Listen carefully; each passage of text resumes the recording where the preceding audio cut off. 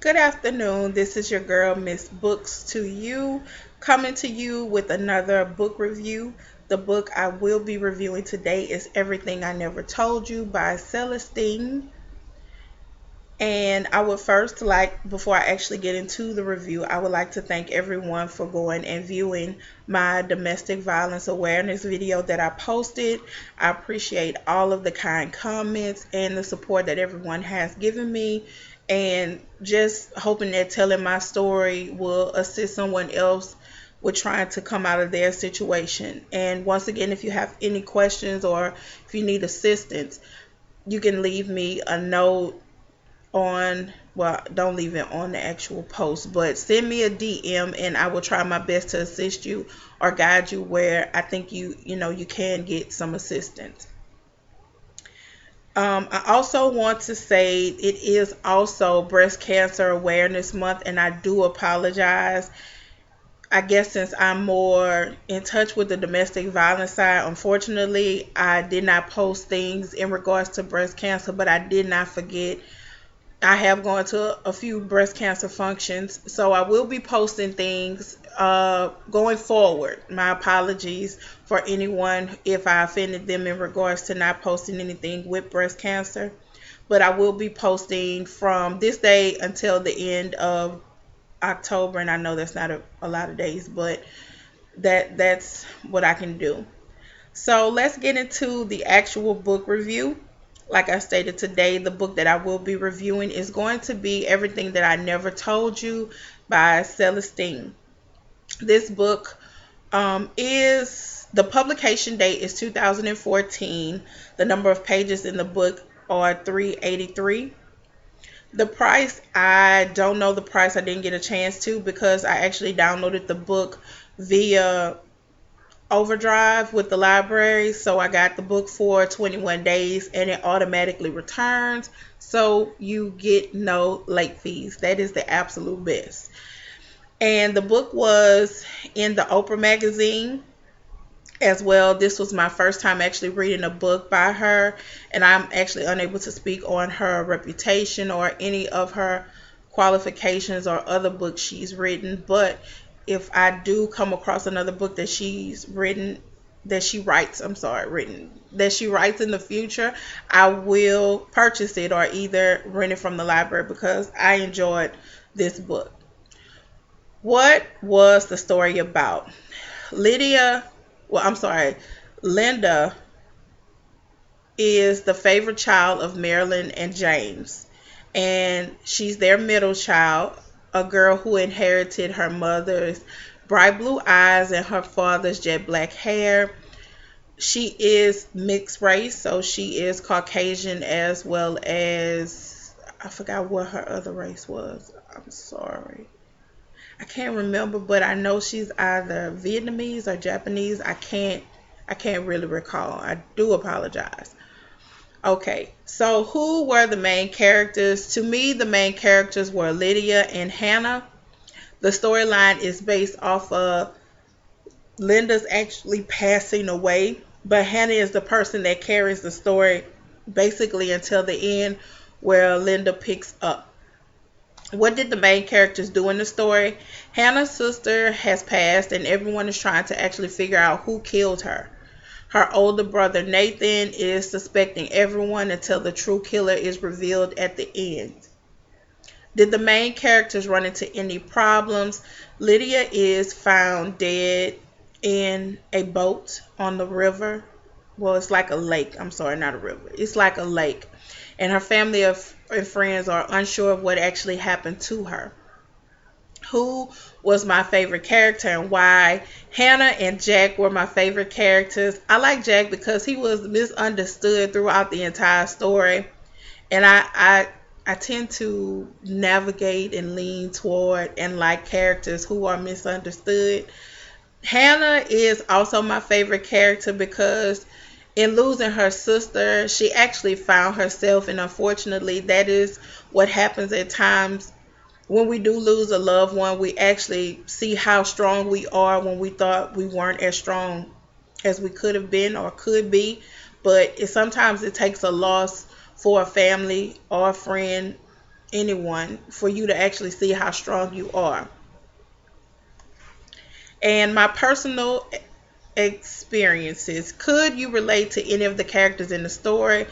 The family is dysfunctional. So every family has a different level of crazy or issues. So yes, I could relate to them with everybody getting into it about the craziest things, them fighting over breakfast, them fighting over what they're going to eat, and just issues that normal families have. So I could relate to their family in that regard.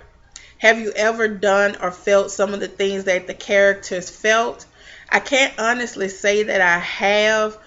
I am the baby of the family, so most of the time I didn't have a problem with getting attention. I know that sounds awful, but me and my sister are 11 years apart. So with us being so far apart, I really didn't have to worry about her growing up, because by the time I was a teenager, she was basically out the house. So I didn't have that struggle of, I have to share this with that.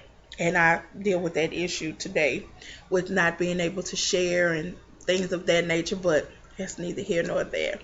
So, do you like the book? I did like the book. I actually love the book. It had its times where it did veer off and it didn't keep my attention, but for the most part, it did keep my attention. Her father, James, I felt for him in regards to losing a child, because I do notice that men process things a little bit different, and when his wife needed him there, he wasn't. But I don't think he actually didn't want to be there. It was just more so he didn't know how to process her death, so he couldn't assist his wife. What was your favorite part of the book? Hannah and Jack's relationship despite Nathan's objections. Nathan is the older brother, and he did not want Hannah to deal with Jack at all. Jack was quote unquote the hot boy at school, and he was known for trying to take girls' virginity. So Nathan, he already had a preconceived notion about Jack from the beginning. He feels that Jack has something to do with his sister's death. So that's another reason why he doesn't want Hannah around Jack. Do you have a least favorite part of the book? My favorite part, my least favorite part of the book wasn't the writing, but more so the situations that were in the book. When I tell you it is real life, and I haven't gone through it like I stated, but it's something that if you read the book, if you haven't gone through it, you know someone who has. The children's father, James Lee, his actions after she passed, he was just everywhere. And you really thought that he didn't care, but he really did care. Like I said, he just didn't know where to place that anger that he had. And he wasn't there for his wife when she really needed him. And I didn't like that part. But as far as it being bad in the book, no, it wasn't bad. If you could change something about the book, what would it be? I like the book from start to finish. Like I stated, there were some not so, well, I would hate to say filler, but it was a little like it didn't really keep my attention all the way, but it wasn't for a long time. It was probably like a page and a half, and then that's when the action came in or something happened to grab you back and get your attention again. As far as my recommendations, would you recommend this book to another person? I've already recommended it to my coworkers, and Miss Dawn actually loved the book. She called me crying. That is hilarious, but she called me crying. She was so hurt at some of the things that James does. Like I state, I never give the book away, but trust me, this is a great book. What type of person would like to read this book? Like I say in all of my reviews, I don't think there is a quote unquote type of person that likes to read a book. I read all types of books, so I never say what another person would or would not read. Let's get into the life lessons, and that's what I'm going to be adding to my reviews, the life lessons. So the life lesson that I learned was keep family close. No matter how dysfunctional your family is, you have to love them. You may have to love at a distance, but you still have to keep family close. Life is not guaranteed. I just recently lost my uncle earlier this year, and you hate to say it's a favorite uncle, which all my uncles are my favorite, but it's just you take for granted because you really think that a person is going to be there all the time. I actually was talking on the phone to my friend last night about the passing of her father. I took that hard. Like I took his passing like he was my father, because he fussed at me just like my father did. He got on me about school. So I mean, just keep family close. At the end of the day, life is very short, and you don't know when someone that you love will be taken from you. And enjoy the time that you all do have together. Also, I'm getting choked up. Also, my favorite quote was, "The things that go unsaid are often the things that you eat." I'm sorry. The things that go unsaid are often the things that eat at you, whether because you didn't get to have your say or because the other person never got to hear you and really wanted to.